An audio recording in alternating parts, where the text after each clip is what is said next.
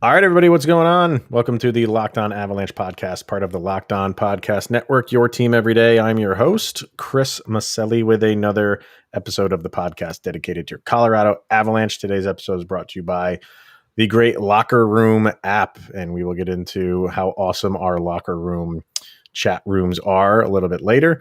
But on today's show, we will be discussing the great Nathan MacKinnon.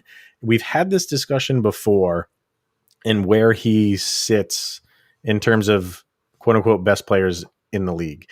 And if he is lucky enough to go on to win a cup before Connor McDavid, where does that put him in the list? So we're going to be talking about that. We'll be talking about Nazem Kadri and his appeal and some more takes on the first round, as well as the Minnesota Wild pushing the Golden Knights to extra games, I guess, extra innings, maybe, if you want to say. And to help me break it all down today, I'm always gracious when I ask him to come on, and I don't think he's ever said no. So Mr. Kyle Shaggy Von Doom himself is joining me for the episode. How are we doing today, sir? Howdy, everybody. How's it going? Thank you for having me on, Chris. Anytime. Has the awesomeness of a 4-game sweep against the St. Louis Blues worn off any bit at all yet? No, because I've been wondering, what is Jordan Binnington doing right now? I think I'm going to say 9-iron about 120 yards out is what he's doing right now. Yeah. So it's not, well, I was gonna say it's not gloating, but it kind of is, but it's because it's a division rival. It's just, it went swimmingly. It went the exact way you wanted it to go. So especially with Ryan O'Reilly chirping before the seseries started, and Jordan Binnington getting into it in game one, and to wrap it up so cleanly. I mean, I don't mind. Like, of course, like, you're going to think you can win the series, but as the phrase goes, you just don't say the quiet part out loud. Say that to yourself, say that to your teammates, get your teammates psyched up. You don't need to go to the press with that stuff. So, and like Gabe Landeskog said, it impacted them. Mm-hmm. They took that and put it on their bulletin board. So, we'll get to that series a little bit later, but, well, before we get into anything, follow the show on social media outlets. On Twitter, LOPN_Avalanche is the show page. Locked On Avalanche for Instagram. Send questions, comments, concerns to lockedonavalanche@gmail.com. If you want to follow Kyle, you can follow him at Shaggy Von Doom. If you're watching on the 9 News video show that we're doing right now, you can see that on this wonderful graphic makeup that we have. Good job doing the right, because I always get confused because right there. All right. So I posed this question a while ago, probably like a year ago. And, whenever anybody does these top 5, top 10 players in the league, top whatever players in the league, Connor McDavid is always number 1, like 100 times out of 100. And I get that. I honestly do. Like, he is a freak of nature. He is the best player skill wise and stats wise. If you want to, it's that both are important, obviously, in the league, on the planet. It's him. Nathan MacKinnon is always in that discussion, but he's depending on who you're looking at, who's doing the rankings. Number 2, number 3, maybe 4 if you have guys that are still putting like Crosby and Ovechkin above him just because. But they're putting Crosby and Ovechkin above maybe Nathan MacKinnon because they have hardware. But they won't go as far to put them above Connor McDavid simply because of what I said, because of his skill. And yes, and he's got the stats to prove it. From players on like more of his, from Connor McDavid's and Nathan MacKinnon's, from their age group. And I've asked this before, if Nathan MacKinnon can win a cup before Connor McDavid, do we put Nathan MacKinnon in the best player in the league category? Because now you have to take everything into account. Nathan MacKinnon doesn't have the gaudy. He has gaudy stats, but he doesn't have the video game stats that Connor McDavid does. He's got great stats. Are they enough? Combined with hopefully a Stanley Cup victory, and maybe not. Whatever. If they don't do it this year, they don't do it this year. But I'm just saying, in any time before Connor McDavid does, especially with the way he's struggling in the postseason, you have to take all of that stuff into account. And does Nathan MacKinnon get the title of best player in the league? All things considered. What's your take on that? Absolutely. The best way to draw a parallel to this is also something that happened in Denver sports history. Everybody talked about Dan Marino and his skills and how incredible it was. And once John Elway reached that pinnacle and won that Lombardi, the Dan Marino conversations went away. In comparison between those two? Yes. Yeah, you're right. Nobody talks about Marino as much when you're talking about the greats. Elway always pops up because they always bring up, well, he did win a Super Bowl. Two. That's two, of course, but yeah. it's that it puts you into that next level. Right. And I think Connor McDavid is going down that Dan Marino line. Like puts up the gaudy numbers, but doesn't have the hardware to really back it up. So 10, 20, 30 years from now, if Nathan MacKinnon does eventually win the Stanley Cup before Connor McDavid, this is going to be one of those, this is how he passes him. And this is how he secures his future legacy. Instead of a battle between the two, this is how you separate yourself and you put Connor McDavid behind you. Yeah, and I think that's kind of what Ovechkin and Crosby went. Like those two guys are always compared to each other. And you could put, one above the other and you'd have an argument for either one. Right now, I think, the argument is always McDavid, and that's understandable. And the only reason I'm bringing this up now again is because of the way Edmonton went out. You know what I mean? And that's a problem. They've been, haven't they lost 8 straight? I think they won last year in the play-in round, whatever the heck you want to call it. I believe they won the first game and then lost the next 4. Mm-hmm. So don't hold me to it, but I remember reading somewhere like they've lost 8 in a row. Yeah. So he's only moved on to beyond the first round once. Do I think Connor McDavid is going to win Stanley Cups? I do. And I think he very well could win multiple Stanley Cups. Like, let's not kid ourselves.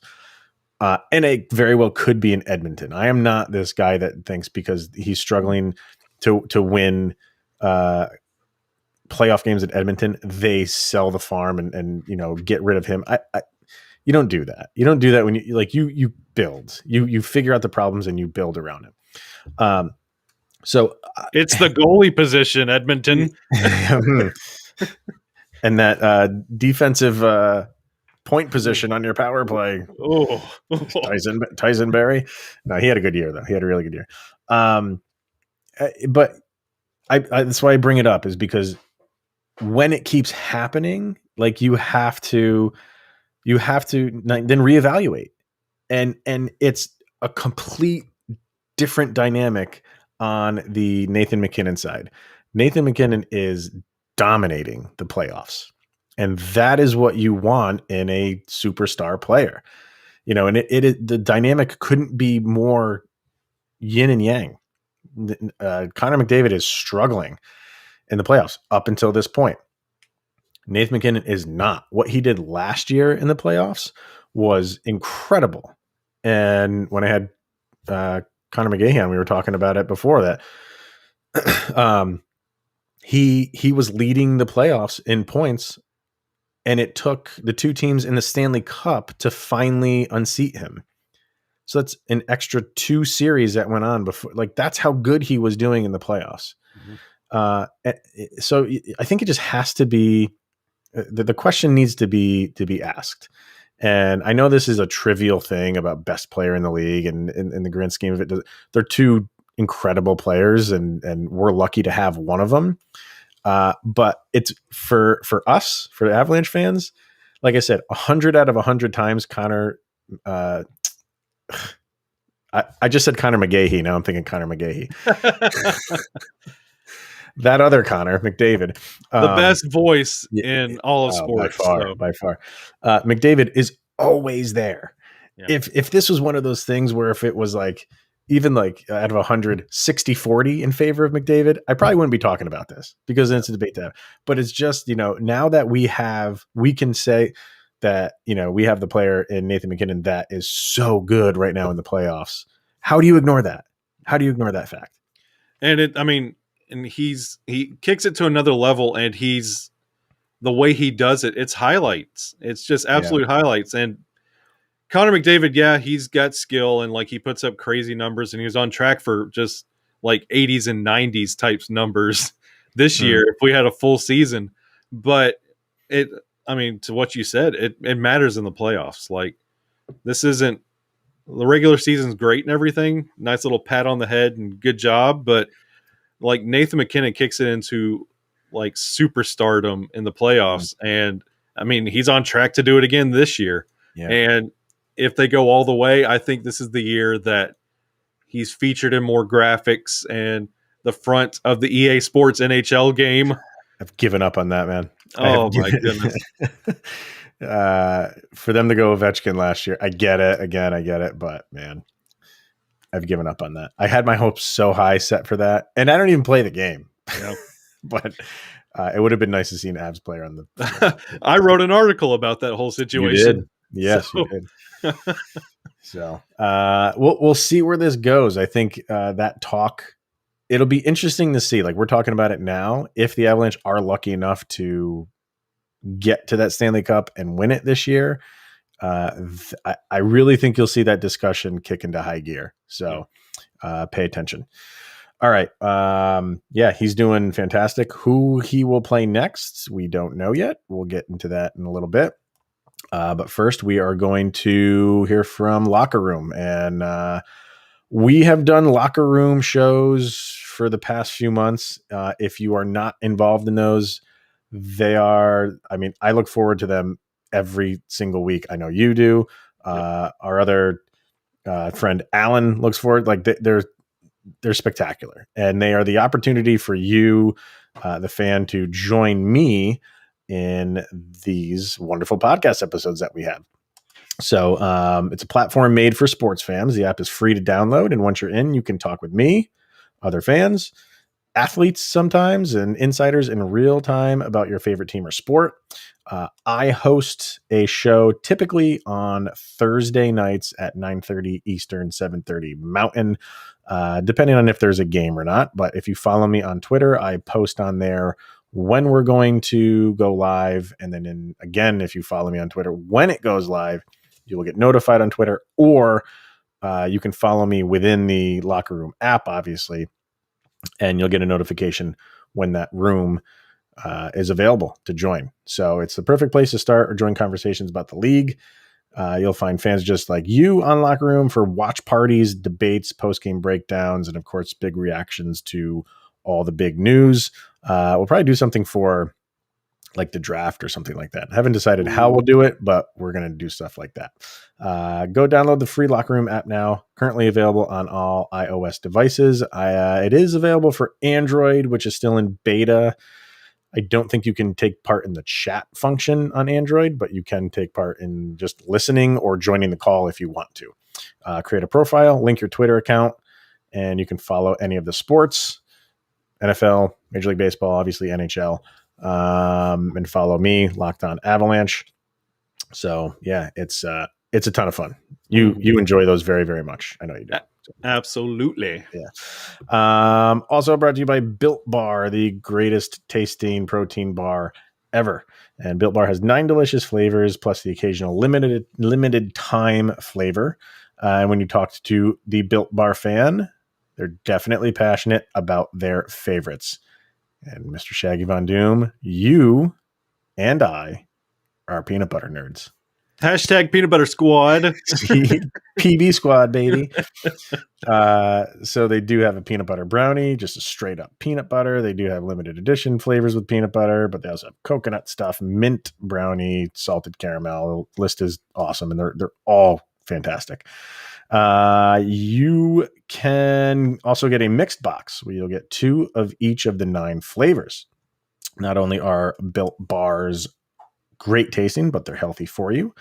Most of the flavors have 19 grams of protein, 130 calories, 4 grams of sugar, 4 grams of net carbs. A couple of the other flavors have 18 grams of protein, 180 calories, 5 grams of sugar, 5 grams of net carbs. So go to builtbar.com right now. Use the promo code LOCKED15 and you get 15% off your first order. Once again, the promo code is LOCKED15 for 15% off at builtbar.com. All right, so Nazem Kadri got the 8-game suspension, which I thought was a little bit excessive. I thought it was a little bit excessive by a couple games.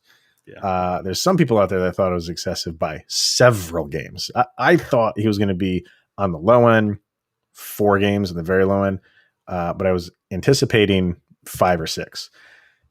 He got 8. I think the majority of people are like, that's a lot. Maybe considering all of the other non-suspensions that they're not giving to other people. If they had been consistent, I think people would have been like, yeah, you can point to all these other ones and say like, well, this is what they're handing out to other people. 8 games makes sense. They're not handing out anything to anybody else. Maybe a 1 or 2 game here and there. So for him to get 8 was a little excessive. First, because I haven't had you on to talk about it. But what were your thoughts when it was 8 games? Well, preface everything I'm saying. I'm a big Kadri defender. Yes.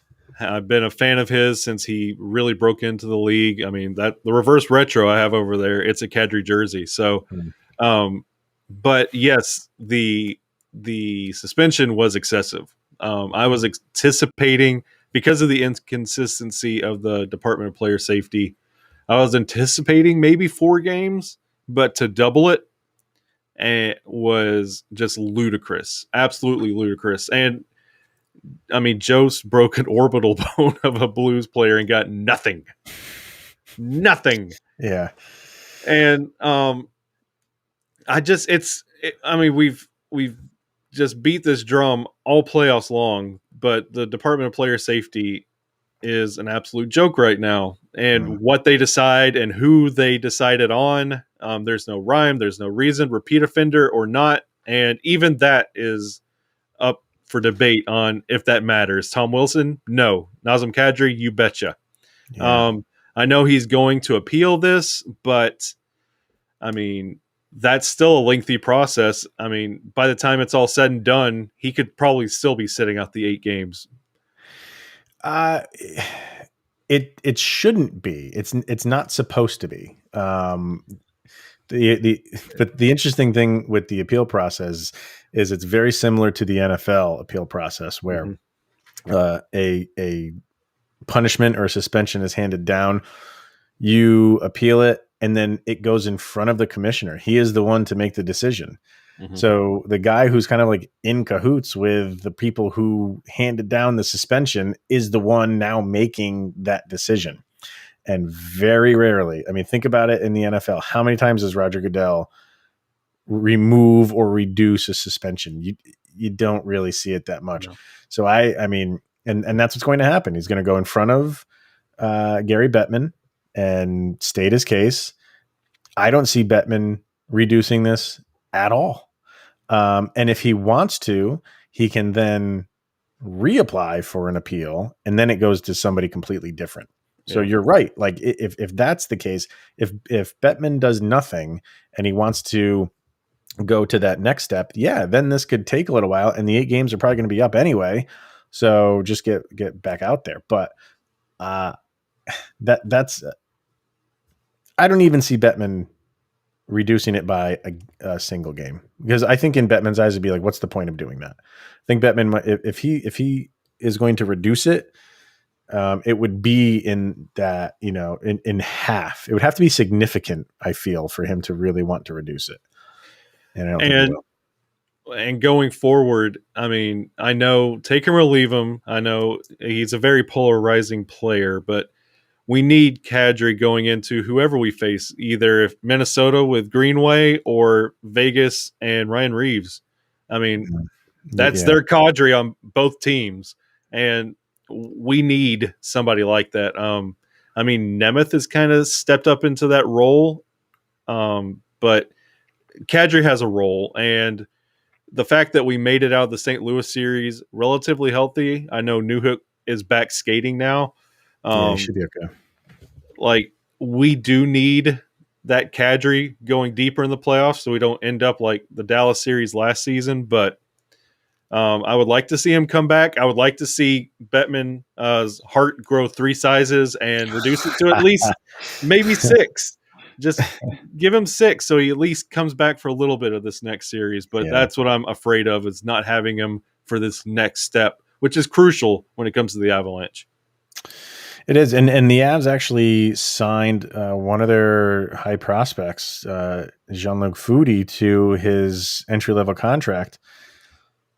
Is that, I mean, do you think that has anything to do with this Kadri situation? I mean, do you think that the Avs maybe have soured a little bit on him, not only with this play in particular, but he started off great. He had a really good Kadri-like season, but he faded a lot towards the end. Do you kind of, and he's, I think he's, what is he, 30, 31 years old?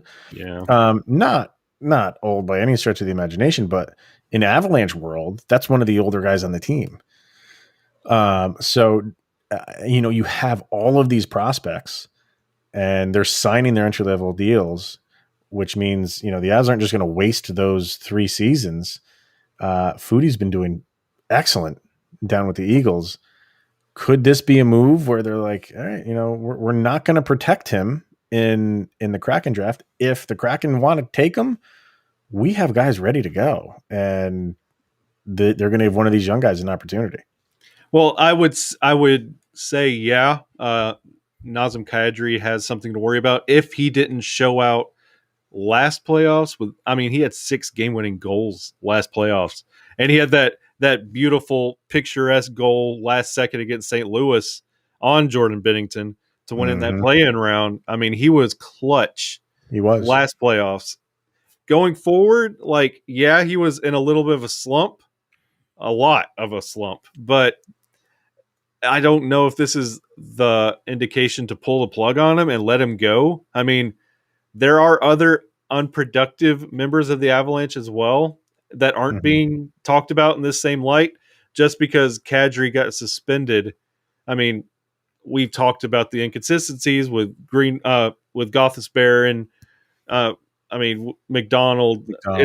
There's a whole list, but just because they went after Kadri, I don't think that is grounds enough to be like, well, he's resorting back to his old ways. We need to let him go. I think they need to give him a shot. Well, let's just say, this does not go the way we want it to go and the Avalanche get eliminated.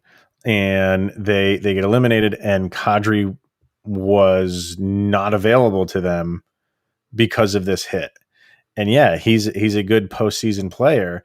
And because of what he did, you didn't get to utilize him in the playoffs. He didn't get to show what he could do in the playoffs and help this team. And he would actually have hurt this team. You would have to take that as, do we continue to risk that going forward? Do we continue to risk him? And overall, he's been great. He's been great for this franchise since he came over. You're not getting these type of hits over and over and over again. You're not. But because it did happen, do the Avalanche have to look at that as we can't continue? We can't keep taking that risk.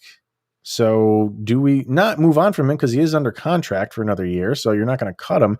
But now I think it'll say a lot if the Avalanche don't protect him come Kraken time.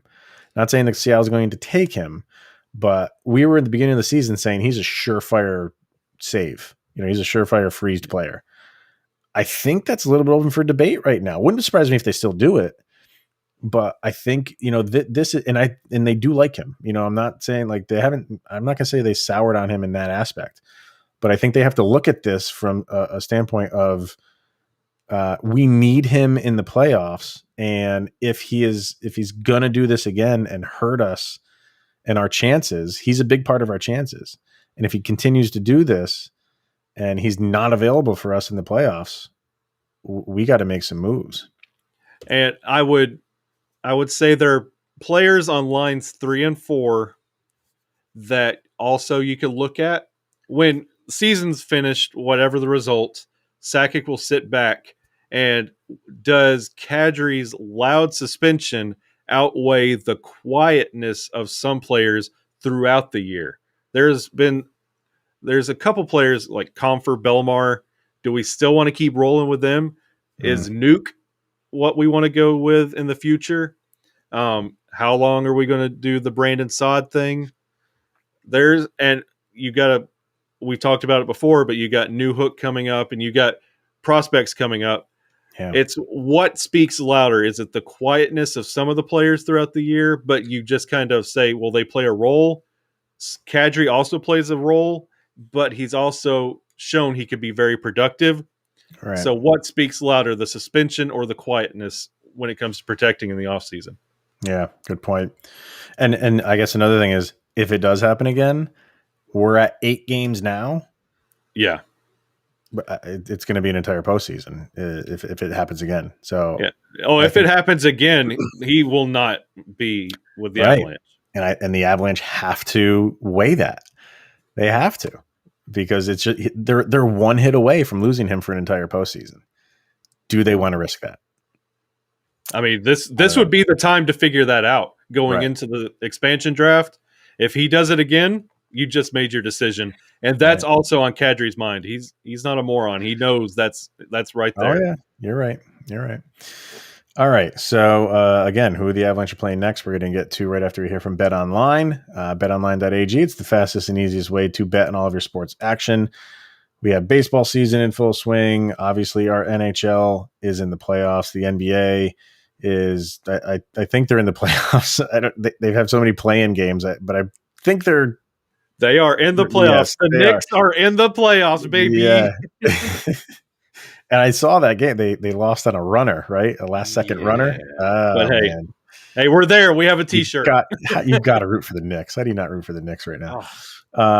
So get all the latest odds, news, and info on your sporting needs, including Major League Baseball, NBA, NHL, and UFC and MMA. Before the next pitch, before the next slam dunk, three-pointer, or slap shot and puck drop, head over to betonline.ag on your laptop or mobile device. Check out all of the great sporting news, sign-up bonuses, and contest information.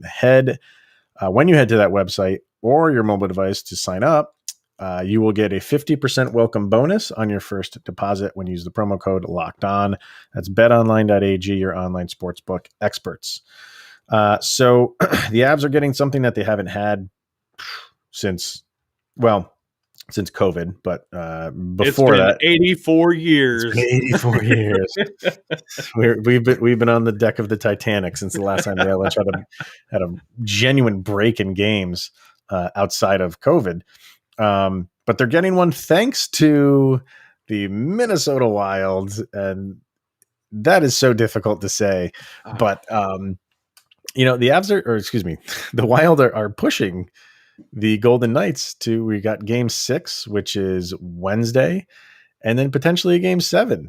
So this is helping the Avs heal. Like you mentioned Alex Newhook earlier. Like, he might have missed a game if, say, Vegas had swept Minnesota and they were playing now. He might have missed a game. So this is helping guys like him. It's helping guys like Grubauer just get a couple extra days in. Number one, I think, do you think Minnesota can pull this off?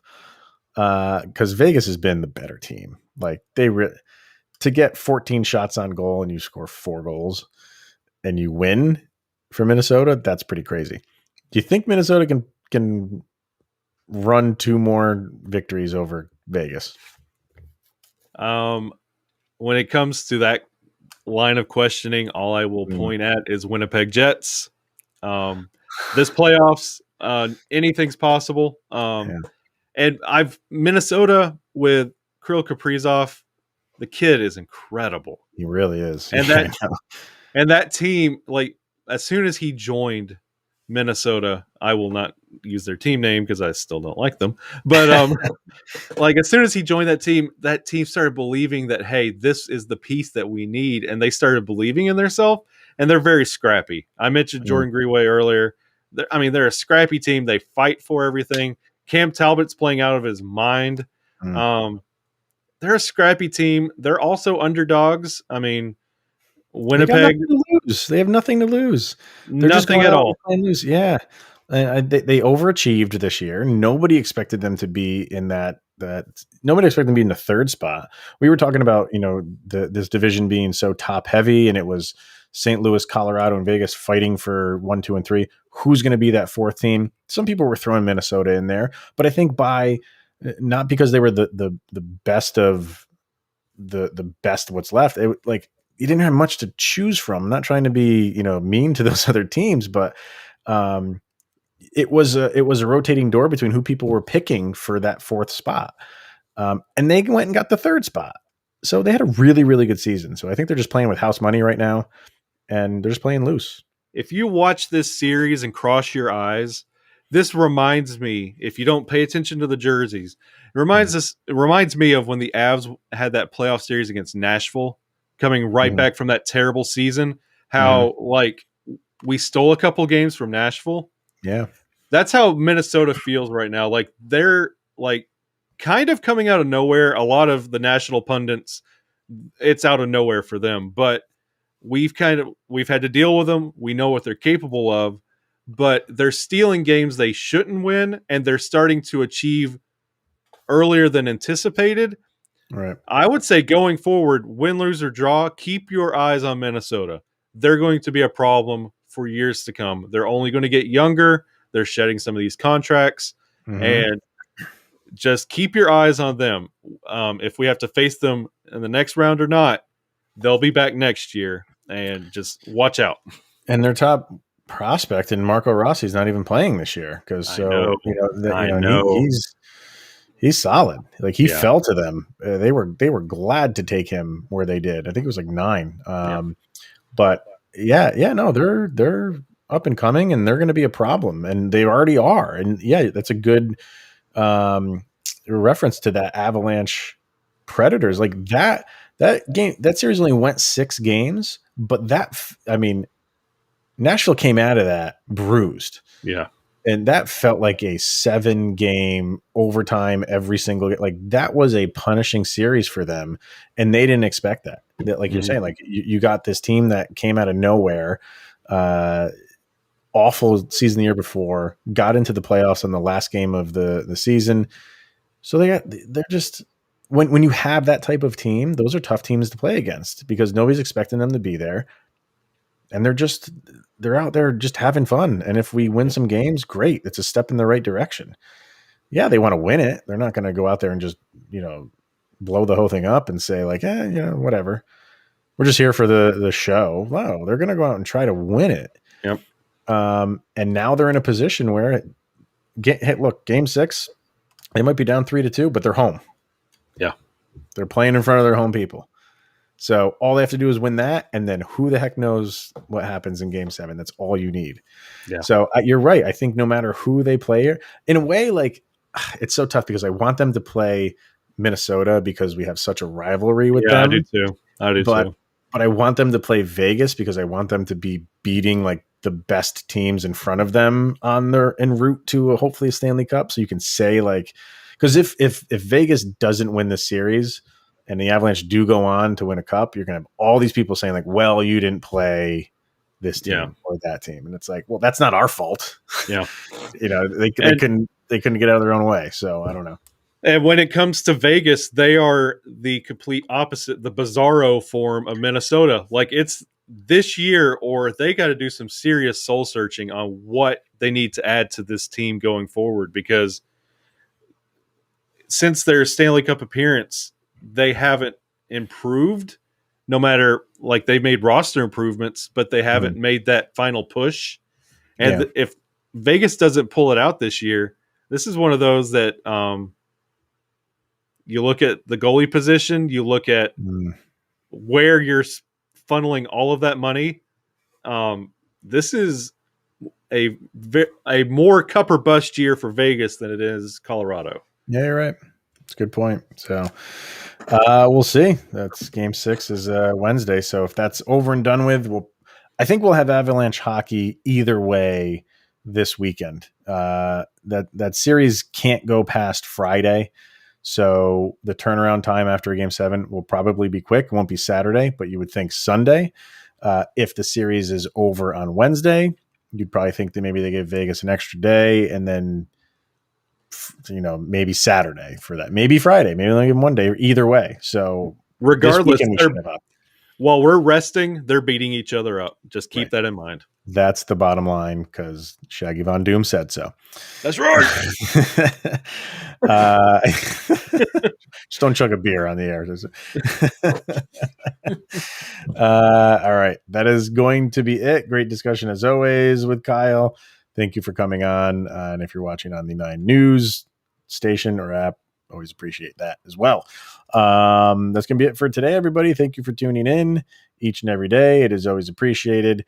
And we'll be back tomorrow with any updates. I think the Kadri thing, I did see a tweet, I remember from who, a reputable source, saying that they think the Kadri hearing would be Thursday morning. So we shall see. I haven't got definite on that, but we shall see. But anything that breaks, we'll be talking about it tomorrow. Like I said, you can follow the show, LLPN_Avalanche on Twitter. Follow Kyle. There we go. At Shaggy Von Doom. And he will be back shortly, I am sure. So thanks again, sir. It's always appreciated. It's always an honor, my friend. All right. We'll see you guys tomorrow.